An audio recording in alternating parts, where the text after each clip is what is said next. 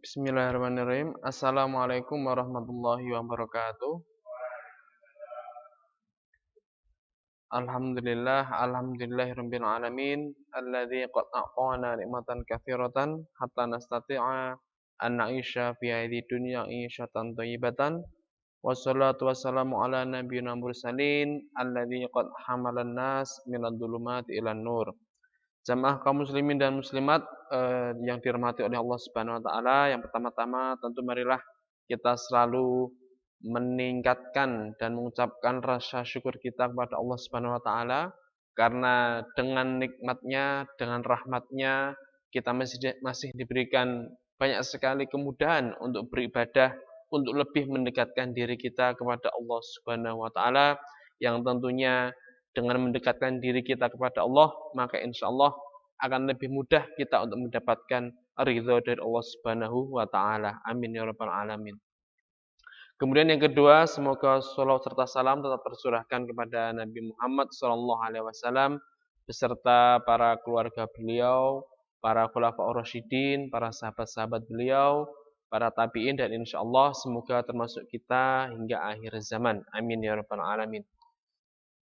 Jamaah muslimin dan muslimat rahimakumullah, pada bulan Ramadan ini banyak sekali diserukan atau mungkin dianjurkanlah bagaimana kita lebih memperdalam Al-Quran, kita lebih mengenal Al-Quran, kita bertadarus dan kita menelaah artinya. Jadi memang besar sekali pahala yang dijanjikan oleh Allah Subhanahu wa taala, di mana ketika pada bulan Ramadan ini kita tentunya yang merasa beriman dan beribadah pada Allah Subhanahu wa taala, kita lebih mendekatkan diri kepada Al-Qur'an, dan tentunya dengan Al-Qur'an ini pula lah yang akan menjadikan jalan untuk kita lebih dekat kepada Allah Subhanahu wa taala. Karena dalam Al-Qur'an tersebut tentu telah dijelaskan bagaimana kekuasaan-kekuasaan Allah, di situ ada hukum-hukum Allah, di situ juga terdapat cerita-cerita yang tentunya mengandung hikmah yang telah Allah firmankan di dalam Al-Qur'an tersebut. Maka dari itu jamaah rahimakumullah, kita akan sedikit membahas dalam surat Al-Baqarah yang akan kami bacakan. A'udzubillahi minasyaitonirrajim. Bismillahirrahmanirrahim. Ya ayyuhan nasu ubudu rabbakumul ladzi khalaqakum walladzina min qablikum la'allakum tattaqun. Al-Baqarah ayat yang ke-21. Ya ayyuhan nas, wahai para manusia, ubudu rabbakumul ladzi, sembahlah Tuhan kamu yang telah khalaqakum, yang telah menciptakan kamu sekalian, walladzina min qablikum, dan orang-orang sebelum kamu sekalian, la'allakum tattaqun. Supaya apa? Supaya kamu sekalian menjadi predikat orang-orang yang bertakwa. Di sini Allah memerintahkan kepada seluruh manusia. Jadi memang seluruh ciptaan Allah yang berupa manusia itu berkewajiban, mempunyai kewajiban untuk ubudullah, menyembah kepada Allah. Karena hakikatnya memang kita ini diciptakan hanyalah untuk menyembah kepada Sang Khalik, kepada Allah Subhanahu wa taala, demi mendapatkan predikat supaya kita menjadi orang-orang yang bertakwa. Dalam surat yang memerintahkan tentang puasa pun kita diperintahkan oleh Allah Subhanahu wa taala untuk berpuasa pada bulan Ramadan supaya kita menjadi orang yang bertakwa. Jadi di sini bisa kita lihat bahwa jalan untuk menjadi seorang hamba yang bisa dikatakan mutakin atau bertakwa adalah dengan cara menyembah Allah dan juga melaksanakan apa yang telah Allah perintahkan. Salah satunya tadi dalam surat Al-Baqarah pula juga disebutkan bagaimana Allah memerintahkan kepada kita untuk berpuasa di bulan Ramadan, yaitu puasa wajib, puasa Ramadan. Itulah Al-Baqarah ayat yang ke-21. Kemudian yang kelanjutannya adalah A'udzubillahi minasyaitonirrajim. Bismillahirrahmanirrahim. Alladzi ja'ala lakumul arda firasya was samaa'a binaa'a. Yaitu Allah telah menjadikan bagi kamu sekalian arda firasya, bumi itu sebagai hamparan atau sebagai mungkin alas, sebagai matras, was samaa'a binaa'a, dan langit itu sebagai binaan, sebagai sebuah bangunan, sebagai sebuah cagar atau pagar seperti itu. Wa anzala minas sama'i ma'a, dan Allah juga menurunkan dari langit itu air. Jadi di sini bagaimana Allah memerintahkan kita untuk beribadah kepada Allah, karena Allah memberikan banyak sekali nikmat, yaitu Allah telah menjadikan bumi hamparan bagi kita berpijak di atas bumi ini, dan juga Allah juga menciptakan langit sebagai atapnya. Jadi memang Allah memberikan nikmat berupa bumi yang kita huni, langit sebagai atap, dan juga Allah menurunkan air dari langit. Jadi bagaimana Allah menumbuhkan dari air tersebut tumbuhan-tumbuhan yang ada di bumi. Jadi bisa kita bayangkan, tanpa adanya air yang Allah turunkan, tentu bumi ini tidak akan ada kehidupan. Tanpa matahari yang Allah berikan juga bumi ini tidak akan ada kehidupan. Jadi memang Allah menciptakan kita, menempatkan kita di bumi, tetapi Allah juga memberikan nikmat, diberikan tumbuhan-tumbuhan yang telah Allah berikan dari turunnya air hujan tersebut. Wa anzala minas sama'i ma'an fa akhraja bihi minas thamarati rizqan lakum.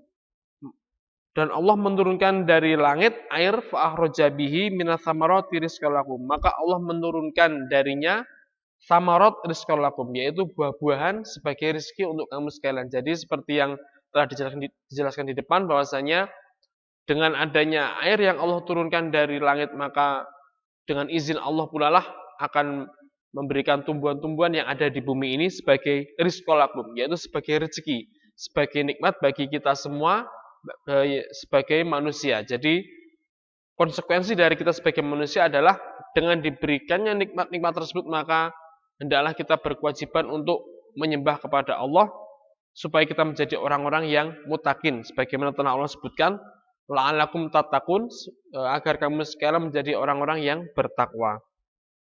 Fala taj'alu lillahi andada, maka janganlah kamu jadikan bagi Allah itu suatu tandingan. Nah, di sini Allah juga memberikan peringatan yang sangat keras, karena sesungguhnya la ilaha illallah itu adalah kita mengucap tidak ada Tuhan yang berhak disembah, tidak ada Tuhan yang benar-benar layak untuk menjadi sesembahan kecuali Allah, karena sesungguhnya memang Allah itu adalah Qul huwallahu ahad. Jadi Allah itu adalah Tuhan yang satu, Tuhan yang esa. Jadi Allah mewanti-wanti, fala taj'alu lillahi andada.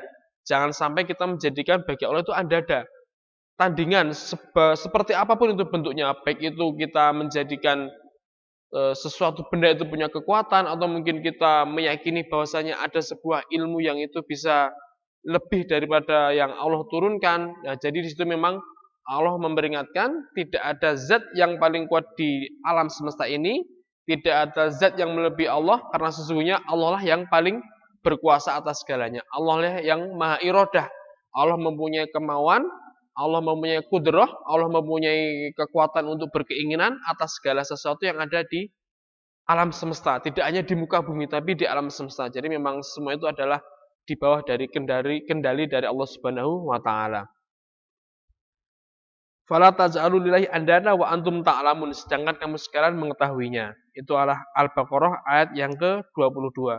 Kemudian Al-Baqarah ayat yang ke-23, wa in kuntum fi raibim mimma nazzalna, dan jika kamu sekalian ada keraguan dari apa yang kami turunkan. Jadi memang Allah memberikan sebuah pancingan. Jadi ketika umat manusia itu ada sedikit keraguan, ada rasa kurang percaya dengan apa yang Allah turunkan kepada Nabi Muhammad SAW berupa Al-Quran, berupa firman Allah tersebut, maka Allah bertanya. Jadi ketika Al-Quran itu diturunkan kepada Nabi Muhammad, maka tidak serta-merta umat-umat yang ada terdahulu itu langsung percaya begitu saja. Bahkan sempat diceritakan Nabi Muhammad itu dikatakan sebagai seorang penyihir lah, atau mungkin seorang pembohong dengan apa yang telah disampaikan oleh Nabi Muhammad SAW. Jadi di sini memang Allah bertanya, apakah kamu mengalami keraguan, apakah kamu mengalami rasa bimbang dengan apa yang telah diturunkan kepada Nabi Muhammad.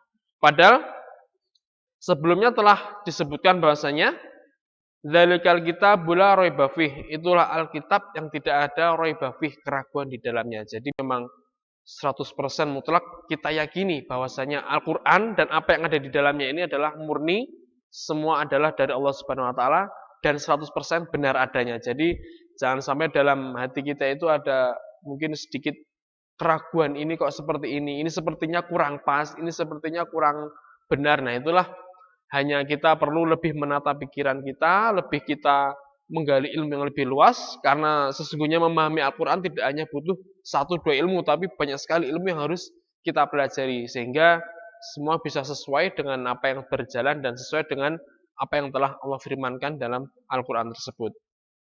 Wa in kuntum fi raibim mimma nazzalna ala abdina Fa'tu bisuratim mim mithlih. Nah, maka di sini Allah memberikan perintah fa'tu bisuratim mim mithlih,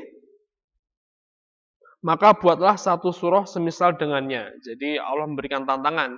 Jika mungkin ya ini bahasa syair Al-Qur'an itu kan sangat indah. Jadi ketika turun di Jazirah Arab, di lingkungan Arab, mereka yang terkenal dengan kepandaian mereka membuat syair, maka Allah menantang, maka buatlah satu surat, satu saja surat yang menyerupai Al-Qur'an.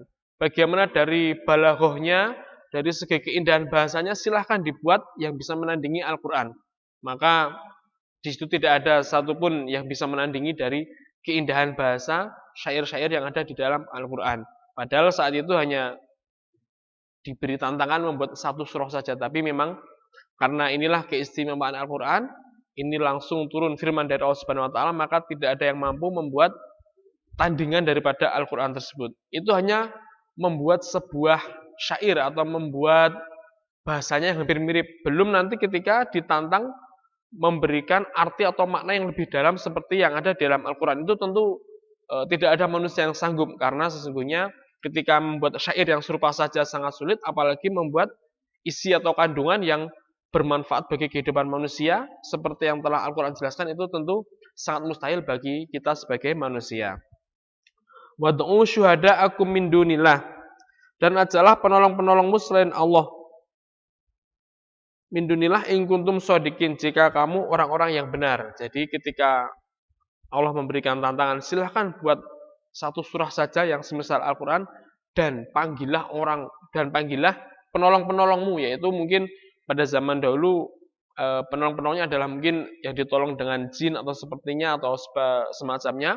Maka panggillah, atau mungkin ada beberapa penyair, beberapa orang yang kiranya kurang setuju dengan Al-Quran, silahkan kalian berkumpul, buatlah satu surah saja seperti Al-Quran. Silahkan kalian bekerja sama, silahkan kalian mengeluarkan ilmu kalian, dan buatlah surah yang seperti Al-Quran.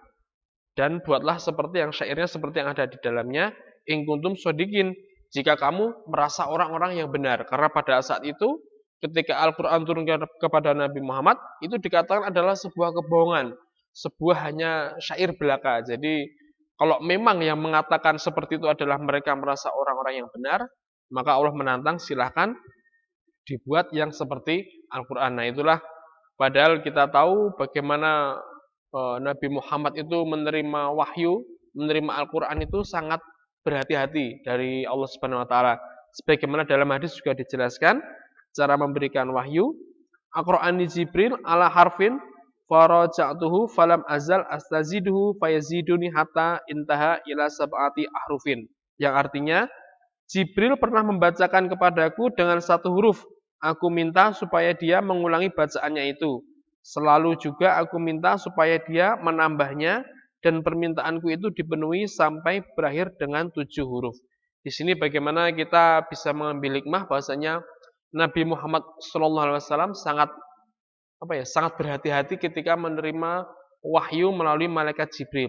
Padahal kita kenal bahwasanya Nabi Muhammad itu adalah seorang pribadi yang cerdas, yang bisa dikatakanlah pandai lah. Tapi beliau sangat berhati-hati, beliau tidak ingin terjadi kesalahan atau mungkin ada satu dua mungkin yang terlewatkan apa yang telah disampaikan Jibril dari Allah Subhanahu Wa Taala kepada Nabi Muhammad Sallallahu Alaihi Wasallam. Maka bahkan Nabi Muhammad pun meminta perlahan-lahan, meminta kepada Jibril perlahan-lahan, jangan sampai nanti ada kesalahan yang akan diterima oleh Nabi Muhammad Sallallahu Alaihi Wasallam.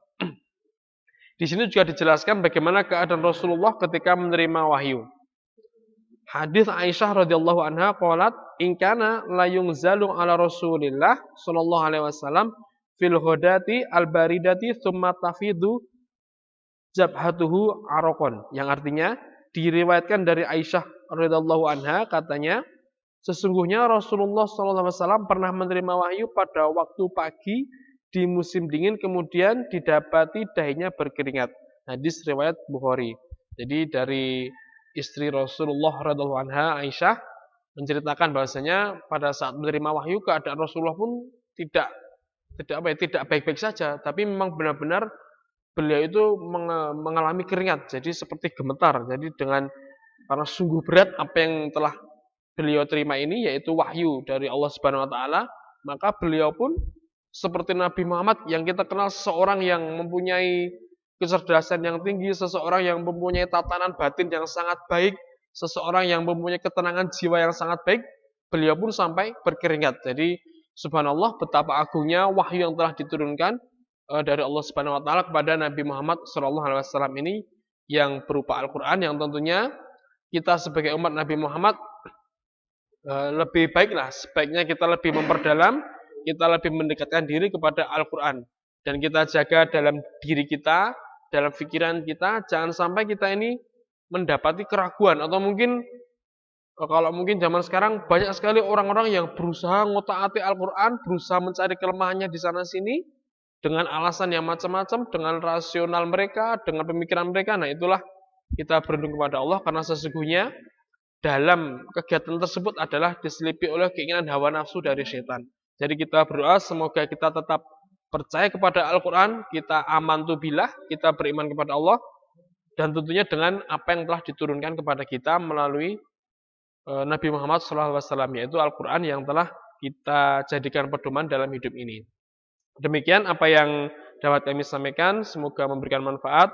Tentu yang tidak kalah penting adalah kita lebih mendekatkan diri kepada Al-Qur'an, bagaimana setiap hari kita bisa membacanya, kita bisa bertadarus, yaitu kita memahami artinya, lebih dalam kita memahami maknanya, itulah yang sangat penting karena sesungguhnya Al-Qur'an inilah yang akan menjadi penolong ketika di hari kiamat. Dia akan datang di hari kiamat menjadi penolong bagi pembacanya. Dan tentu yang perlu kita ingat adalah tidak ada keraguan di dalamnya. Jadi kita mungkin ya jaga pikiran kita supaya tidak terlalu mencari kelemahan-kelemahan apa yang ada dalam Al-Quran karena sesungguhnya perlu sekali banyak ilmu yang harus kita kuasai. Jadi dari ilmu bahasa, ilmu macam-macam itu harus kita pelajari supaya Al-Quran bisa kita pahami dengan sebaik-baiknya. Semoga bermanfaat. Kurang lebihnya kami mohon maaf. Wassalamualaikum warahmatullahi wabarakatuh.